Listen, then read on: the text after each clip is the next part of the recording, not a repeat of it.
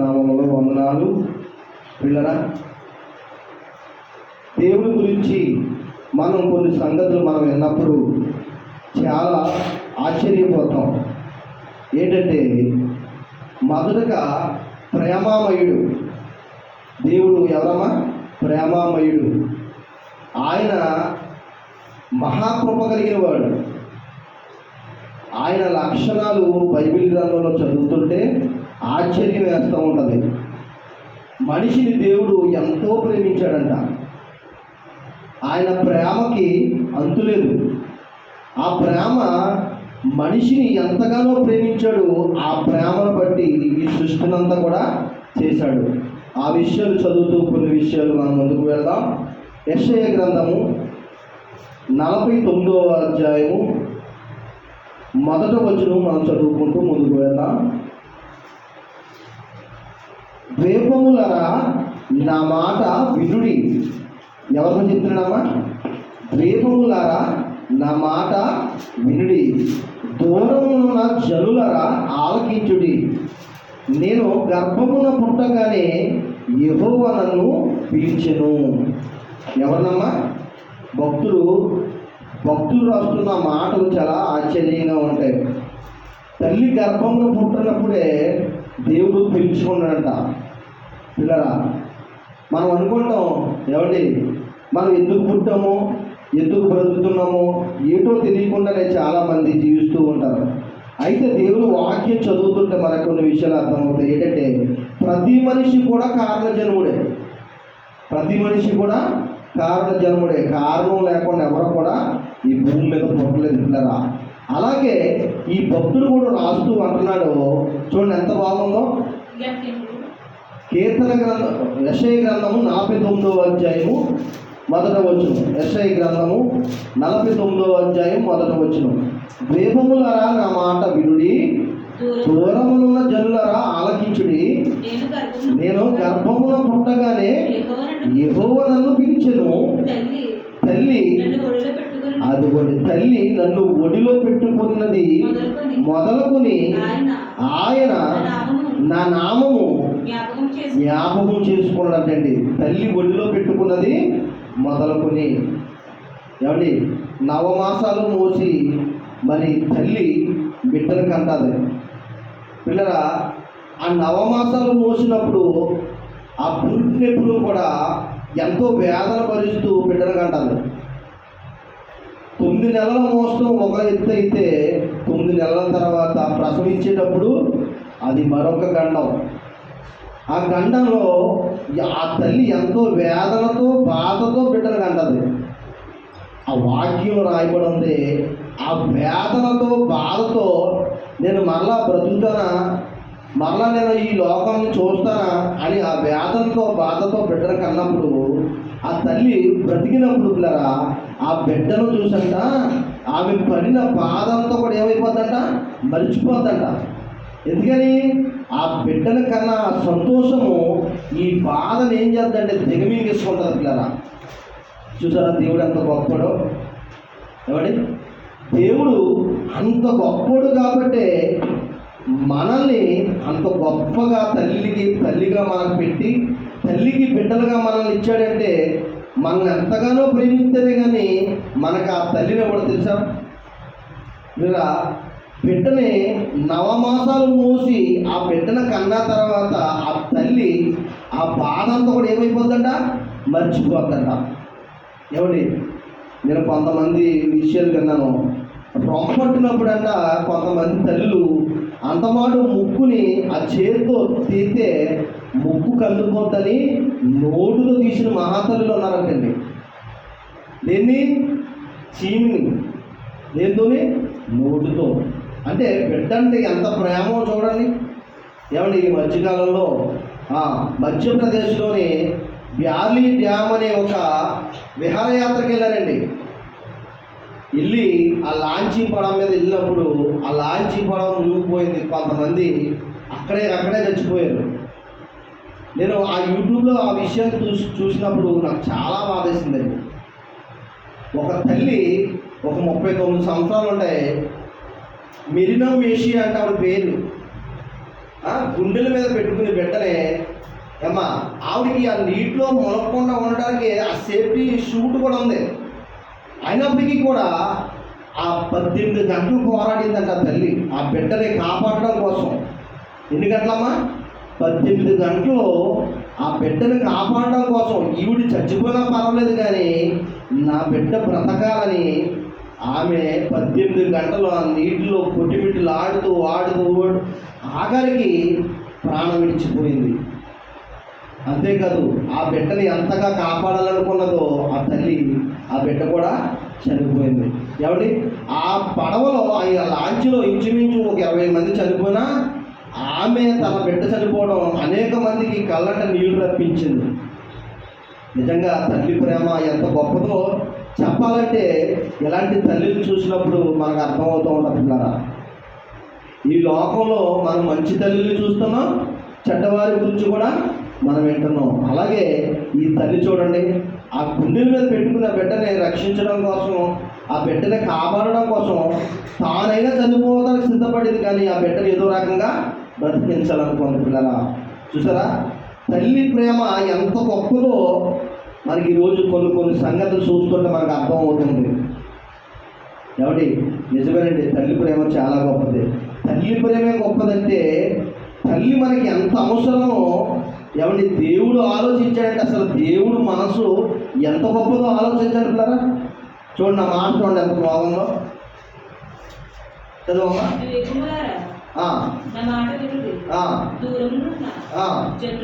జనులారా ఆలకించుడి, అదిగోండి నేను గర్భమున పుట్టగానే యెహోవా నన్ను పిలిచెను, తల్లి నన్ను ఒడిలో పెట్టుకున్నది మొదలుకొని ఆయన నా నామమును జ్ఞాపకము చేసుకునేను. చూసారా కొన్ని సంగతులు అంటది. ఏమండి, చోళాలి గర్భములో ఎముకలు ఏ విధంగా ఎదుగుతున్నాయో అని తెలుసు అంటాడు. ఏమండి, పిండమునై ఉండగా నీ కన్నులు నన్ను చూచెను, నీ అవయవాలు నా అవయవాలు నీ చేతులతో నిర్మించావని ఉంటుందండి కొన్ని సంగతులు బైబిల్లో. అంటే ఇదంతా మనకు అర్థం చేసుకోండి ఏంటంటే దేవుని మనసు అంత గొప్పదండి. కానీ మనకు కొన్ని సమస్యలు వచ్చినప్పుడు, మనకు కొన్ని ఇబ్బందులు వచ్చినప్పుడు మనం ఏమైపోతాం అంటే సన్నగిలిపోతాం. మీరైనా నేనైనా ఎవరైనా సరే స్తుతి మించిన మనకి ఇబ్బందులు వచ్చినప్పుడు, కష్టాలు వచ్చినప్పుడు మనం ఏమవుతాం అంటే బెదిరిపోతాం పిల్లరా. అలాంటప్పుడు వాక్యం చదువుతుంటే చాలా ధైర్యంగా ఉంటుందండి. ఆ మాటలు మనకి ఎంతో సపోర్ట్లు ఇస్తూ ఉంటాయి. కీర్తన గ్రంథము 18వ అధ్యాయం 4వ వచనం చూడండి ఎంత బాగుంటుంది ఆ మాట.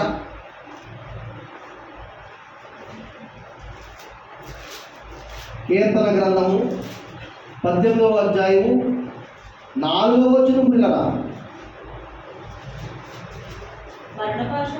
మరణ పాశములు నన్ను చుట్టుకొనగాను, భక్తిహీనులు వరద పొర్లు వలె నా మీద పడి బెదిరిస్తారంటండి. ఎవరంట అమ్మా? దీని మాట చాలా దగ్గరగా పెట్టి ఆలోచించండి. మరణ పాశములు నన్ను చుట్టుకొనగాను భక్తిహీనులు అంటండి. భక్తిహీనులు నోటుతో ఎలా మాట్లాడతారంటండి? వారు తీసిన కత్తులు లాంటి మాటలు మాట్లాడతారండి. ఏమండి, ఒక్కొక్కరు అసలు మాట్లాడితే ముందు వెనక చూడరండి, అసలు అలాంటి మాటలు మాట్లాడుతూ ఉంటారు. మరి నీతిమంతులు దానికి సమాధానం చెప్పగలరా? వాళ్ళతో వాదన చేయగలరా? మీరే చెప్పండి. వాదించలేము. ఏమండి, దేవుని బిడ్డలు బూతులాడలేము. కానీ లోకంలో ఉన్న వాళ్ళు ముందు వెనక చూడకుండా తుపాకులు లాంటి మాటలు మాట్లాడతారు. తుపాకు నుంచి బుల్లెట్లు వస్తాయి చూసారా, అలాంటి మాటలు మాట్లాడుతూ మనిషిని బాధ పెడతా ఉంటారు. చూడండి, మరణ పాశము నన్ను చుట్టుకొనగాను, భక్తిహీనులు వరద పొరులు వలె నా మీద పడి బెదిరింపసాగారటండి. వరద వస్తా చూసారా, వరద వచ్చినప్పుడు కెరటాలు చూసారా ఎలా వస్తాయి, అంత భయంకరంగా పడిపోతారంట మీద. పాతాళపు పాశములు నన్ను అరికట్టగాను, మరణపు ఊరులు నన్ను ఆవరింపగానండి. మనకు వచ్చినప్పుడు, శోధనలు వచ్చినప్పుడు, శ్రమలు వచ్చినప్పుడు, ఇబ్బందులు వచ్చినప్పుడు అసలు మనం బ్రతుకుతామంటావా? అసలు ఈ లోకంలో కొంతకాలం మనం ఉండగలదుమా? మనం బ్రతుకుతామా, చచ్చిపోతామా అనే ఆవేదన మనల్ని వెంటాడుతూ ఉంటుంది పిల్లరా. ఏమండి అలాంటప్పుడు ఈ మాటలు మనకి ఎంతగానో ఊరటనిస్తాయండి. ఇక్కడ చూడండి ఎంత బాగా రాశాడు. అలాంటి బాధల్లో, అలాంటి ఇబ్బందులు అనేక మంది ఏమండి భక్తిహీనులు, అవిశ్వాసులు ఎంతోమంది ఈ కాలాన్ని విడిచిపెట్టి వెళ్ళిపోరు, లోకాన్ని విడిచిపెట్టి వెళ్ళిపోతున్నారా. చూడండి ఎంత బాగుందన్నమాట. భక్తిహీనులు వరద పొరుల వలె నా మీద పడి బెదిరింపగాను, అటువంటి పాతాళపు పాశములు నన్ను అరికట్టగాను. మరణపు ఊర్లు అంటండి. ఏమంటే మరణపు ఊర్లు అంటే మీకు అర్థమవుతుందా? మనకు వచ్చిన శ్రమలు, మనకు వచ్చిన ఇబ్బందులు, మనకు వచ్చిన కష్టాలు మరణపు ఊర్లుగా మనం ఎక్కడ అడిగేస్తే అక్కడ పట్టేసుకోవడానికి సిద్ధంగా ఉంటాయండి. ఆ వేదన భరించలేక, ఆ సమస్యను ఎదుర్కోలేక ఈ లోకాన్ని విడిచిపెట్టి వెళ్ళిపోతే బాగుంటుందేమో అనిపిస్తూ ఉంటారు పిల్లరా. ఆ సమస్య ఉన్నవాళ్ళు ఆ విధంగా ఆలోచిస్తారు.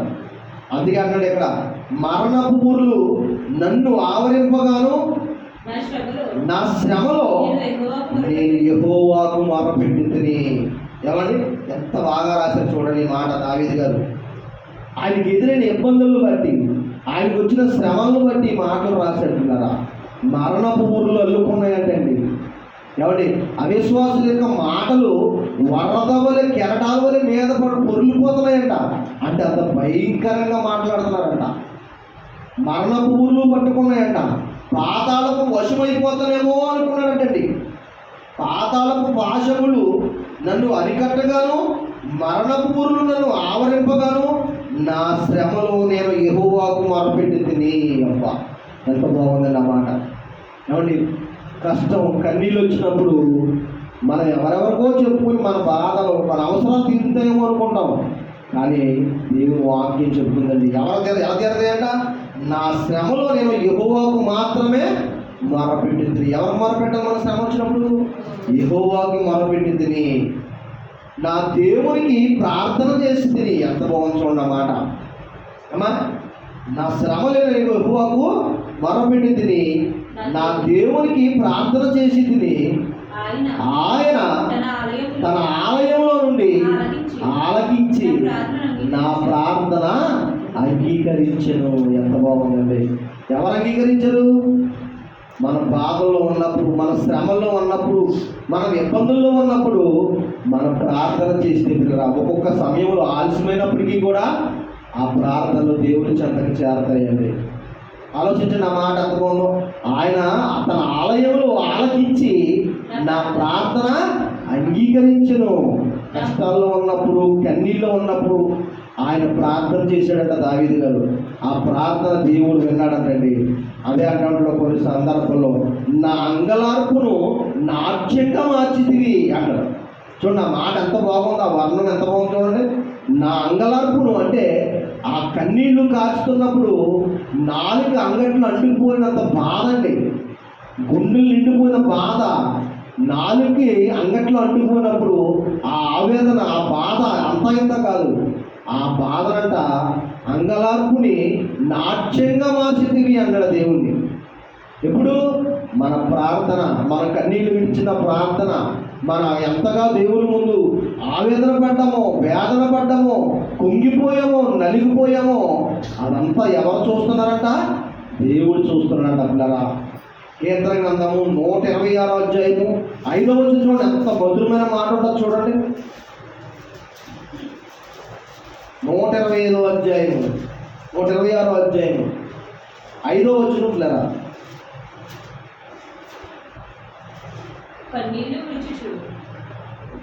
126వ అధ్యాయం 5వ వచనం. కన్నీళ్లు విడిచుచు చూడండి, అందరూ చూడండి. కన్నీళ్లు విడిచుచు విత్తువారు అంటండి. కన్నీళ్ళతో ఏమి విత్తున్నారంట? మామూలుగా రైతులు మనకు తెలిసి భూమిని దున్ని భూమిలో విత్తనాలు వేసి విత్తనాలతో పంట పండిస్తారు, అవునమ్మా. కానీ ఇక్కడ దేవుడు వాక్యం చెబుతుంది, కన్నీళ్లు విడిచుచు విత్తారంటండి. విత్తనాలు ఎలా విత్తారంట? ఏ విత్తనాలు అంటాయి? బాధ అనే విత్తనాలు కన్నీళ్లతో విత్తారంటండి. చూడండి ఎంత బాగుందన్నమాట. కన్నీళ్లు విడిచుచు విత్తువారు దేనితో కన్నీళ్ళు విడిచారంట? కన్నీళ్లు విడిచి చూపించారంట విత్తనం. అంటే ఆయన బాధనే కన్నీళ్లు కారుస్తూ అలా సమస్యని విత్తనాలుగా వేశారంట. దానికి కన్నీళ్లు కార్చారంట. దేవుడు ఆ సమస్య తీసి అక్కడ చెప్తున్నాడు చూడండి. ఆ కన్నీళ్ళని ఎలా కోసాడు చూడండి. కన్నీళ్లు విడిచుచు విత్తువారు సంతోషమైన పంటను కోసేదారంటండి. అలా బాధపడుతూ దేవుని ముందు కన్నీళ్లు కారుస్తూ వేదన చెందుతూ, అయ్యో నాయన నేను ఎంతగానో కుంగిపోయాను, నేను ఎంతగానో నలిగిపోయాను నాయన, నా బాధలు మనుషులు ఎవరు తీర్చలేరు నాయన, నీకు తప్ప నేను ఎవరికి చెప్పుకోగలను నా బాధని లేరా కన్నీళ్లు కారుస్తూ విత్తుతారంటండి. అంటే మోకాళ్ళు వేసి మన సమస్యను ప్రార్థన చేస్తూ, మా బాధ మేము ఎవరికి చెప్పుకుంటే తీరుస్తారు నాయనా, మా సమస్య మేము ఎవరికి చెప్తే పరిష్కరిస్తారు నాయనా, నీవు తప్ప మాకు దిక్కెవరినైనా నీ కన్నీళ్లు కారుస్తుందంట ప్రార్థన చేస్తారంట. చూడండి ఎంత బాగుందన్నమాట. కన్నీళ్లు విడిచి విత్తువారంట సంతోషం అనే పంటను కోసేదారంటండి. అబ్బా ఎంత బాగుందండి మాట. ఏ మాట అంటది? బాగా ఆలోచించండి. మీరు కన్నీళ్లు విడుస్తూ మీ కన్నీటితో ప్రార్థన చేస్తే పిల్లరా ఏది వ్యర్థం అవ్వదండి. అసలు మీ కన్నీరు ప్రార్థన ఏది కూడా వ్యర్థం అవ్వదు. మీరు కన్నీళ్లు కారుస్తూ ప్రార్థన చేస్తే ఆ కన్నీళ్లు చేసే ప్రార్థన అండి దానికి ప్రతిఫలంగా సంతోషమనే పంట వస్తుందంట. అర్థం చూడండి. కన్నీళ్లతో విత్తిన పంట, దేవుని ముందు కన్నీళ్లు కారుస్తూ విత్తిన పంట సంతోషంగా మారిపోతాడండి ఆ పంట. ఆలోచించండి. అదే అంటాను నేను పిల్లరా, మన కష్టం వచ్చినా, ఇబ్బంది వచ్చినా, వేదన వచ్చినా గదిలోకి వెళ్ళి మోకరించి కన్నీళ్లు కారుస్తూ దేవుని ముందు ప్రార్థన చేయాలి. మనం కార్చే కన్నీటి బొట్టు ఏది కూడా వృధా అవ్వదు పిల్లరా, ఏది కూడా వృధా అవ్వదు. ఆ కన్నీళ్లు కారుస్తూ, నాయనా నా పరిస్థితి ఇది, నా ఇబ్బంది ఇది, నా పరిస్థితుల్లో తలకిందులు అయిపోయింది నాయనా, నీవు తప్ప నాకు దిక్కెవరినైనా అని మనం కన్నీళ్లు కారుస్తూ ప్రార్థన చేస్తే ఆ కన్నీళ్లకు పిల్లరా ప్రతిఫలంగా, ఆ కన్నీళ్లకు విలువగా సంతోషంతో పంటనే కోస్తామంట. ఇందాక దావీదు గారు చెప్పిన మాట అదే. ఆ దావీదు గారికి బాధ వచ్చినప్పుడు ఆయన అంటున్నాడు, నైనా నీవు తప్ప నాకు దిక్కెవరినైనా అని, మరణపు ఊళ్ళు నన్ను అల్లుకొనగా పాతాళపు వశము నేను అయిపోతున్నాను నైనా, పాతాళపు ఊళ్ళకు చిక్కుపోతున్నాను నైనా, నన్ను కాపాడినైనా, అవిశ్వాసులు వరద పొరిలినట్లు నా మీద పడిపోతున్నారు నైనా, నన్ను రక్షించు అని దావీదు గారు ప్రార్థన చేశారు. చేశారు. ఆలోచించండి. దేవుడు చెప్తున్న సమాధానం, కన్నీళ్లతో విత్తుతున్న ఆ యొక్క పంట, ఆ సంతోషం అనే పంట నువ్వు కోసేదవు. ఎంత బాగుందో చూడండి. దావీదు గారు అంటారు, నీ అంగలార్పును నాట్యముగా మార్చేదవు అంటాడు. అమ్మా అంగలార్పు అని చూడండి. దేవుడు చెప్తున్న మాట. దావీదు గారు అన్నాడు, నా అంగలార్పును నాట్యంగా మార్చేదవు అంటాడు. నీ అంగలార్పు నాట్యంగా మారాలంటే ఎప్పుడు మారుతుంది? ఆలోచించండి. ఇంకో ఇక్కడ చెప్తున్నాడు, నువ్వు కన్నీళ్లు విడిచిన ఆ యొక్క ప్రార్థన, కన్నీళ్లు విడిచి విత్తిన ప్రార్థన ప్రతిఫలంగా సంతోషం అనే పంటను కోసేదవు. అంగలార్పును నాట్యంగా మార్చడం అంటే నీ అంగలార్పు, నీ ఇంట్లో వచ్చిన ఇబ్బంది, నీ కుటుంబంలో వచ్చిన కష్టం, నీ ఇంట్లో వచ్చిన సమస్య పరిష్కారం అవ్వాలంటే నీవు కన్నీళ్ళు ప్రార్థన చాలా అవసరం పిల్లల. ఆ కన్నీళ్ళు ప్రార్థనకి ప్రతిఫలంగా సంతోషమైన పంట కోసేదవు. అందుకే దాని అర్థం అదే. నా అంగలార్పుని నాట్యంగా మార్చేదవు అంటే దుఃఖం వచ్చినప్పుడు నాలుగు అంటుకుపోయి గొంతుకునంతా బాధ వచ్చేసి గుండెలు బరువెక్కిపోయి ఏడుస్తూ కుంగిపోతారు పిల్లరా. ఆ కుంగిపోతూ చేసే ప్రార్థన, నలిగిపోతూ చేసే ప్రార్థన, దానికి ప్రతిఫలంగా సంతోషం అనే పంటనే దేవుడు మనకిస్తాడు. మన కన్నీళ్ళు కళ్ళంట కాచే కన్నీటి ప్రార్థన ఏది కూడా వృధా అవ్వదు పిల్లరా. అదే అంటాడు దావీదు గారు, నా అంగలార్పును నాట్యంగా మార్చేస్తున్న ఆయన. చూసారా, గొర్రెల కాపరిగా ఉన్న దావీదు గారు ఇశ్రాయేలు రాజుగా దేవుడు చేస్తాడు. గొర్రెలు కూడా తిరుగుతూ, గొర్రెల దొడ్డులో తిరుగుతున్న దావీదు గారు ఇశ్రాయేలు పరిపాలించే రాజుగా సింహాసనం మీద కూర్చోబెట్టాడంటే మరి ఆయన అంగలార్పును దేవుడు నాట్యంగా మార్చాడా లేదా? ఆలోచించండి. అంత గొప్ప దేవుడిని మనం నమ్ముకున్నాం పిల్లరా. మనం అంత గొప్ప దేవుడిని నమ్ముకున్నాం. అదే అక్కడ దేవుడు చల్లి నన్ను ఒడిలో పెట్టుకున్న దినములు అంటండి. మనకు తల్లి ఎంత అవసరమో దేవుడు తెలుసు. చూసారా ఆయన మనసు ఎంత గొప్పదో చూసారా. మనల్ని ఎంతగానో గారాభంగా చూసి నవమాసాలు మోసి అమ్మా ఆ నెలలు నిండిన తర్వాత ఆ ఆవేదనలో ఆ బాధలో బిడ్డలు కన్నా తర్వాత నేను ఇక బ్రతంలో చచ్చిపోతానని ఆ పుట్టెప్పుల్లో తల్లి బాధతో బిడ్డను కంటదే. ఆ బిడ్డను కన్నాక ఏమవుతుంది, ఆ బిడ్డను చూసి ఆ బాధ అంతా కూడా మరిచిపోద్ది. ఏమండి ఆ తల్లిని మనకి ఎంత అవసరమో, ఎంత మనకి అవసరాలు ఎలా తీరుతుందో తల్లి, ఆ తల్లిని ఇచ్చాడంటే దేవుడు. మనసు ఎంత గొప్పదో ఆలోచించండి.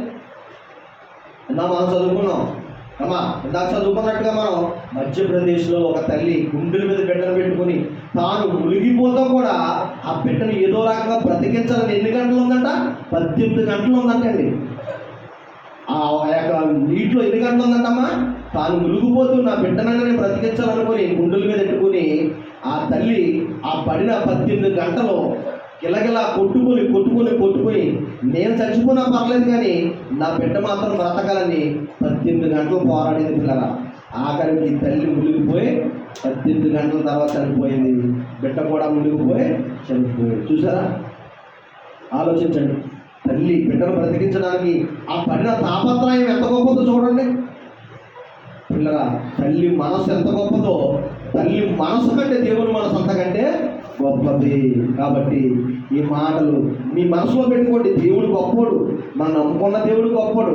అదే అన్నాడు దేవుడు, కన్నీళ్లు విడిచి విత్తిన పంట అంట పిల్లరా, ఆ సంతోషంతో పోతామంట పంట. ప్రతిఫలంగా కన్నీళ్ళతో మన ప్రార్థన చేస్తే మన ప్రార్థన, కన్నీటి ప్రార్థన ఏది కూడా వృధా అవ్వదు. మన ఏడ్చిన కన్నీటి కొట్టి ఏది కూడా వృధా అవ్వదు. దాని ప్రతిఫలంగా సంతోషమనే పంటను దేవుడు మనకి ఇస్తాడంటండి. మనం ఏడ్చే ఏడుపు, మన కన్నీళ్ళు, మనం చేసే ప్రార్థన ఏది కూడా వృధా అవ్వదండి. అదే అక్కడ కన్నీళ్ళు విడిచి చేసే ప్రార్థనకి ప్రతిఫలంగా సంతోషమనే పంట కోస్తామంట. ఆలోచించండి, దేవుడు మనసు చాలా గొప్పది కదా. మన ప్రార్థన దేవుడు వింటలేదు, మా మాటలు దేవుడు వింటలేదు, మా బాధలు దేవుడు చూస్తలేదో అనుకుంటాం. కాదు, దేవుడు వింటున్నాడుగా. అదే దీని మాట, కన్నీళ్ళు విడిచి చేసే ప్రార్థనకి ప్రతిఫలంగా సంతోషమనే పంటలు ఇస్తాడంట. అంగలార్పుని నాట్యంగా మార్చి దేవుడిని మనం నమ్ముకున్నాం. ఇచ్చిన వాక్యం దేవుడు మన వెహికల్లో దీవించును గాక. ఆమేన్.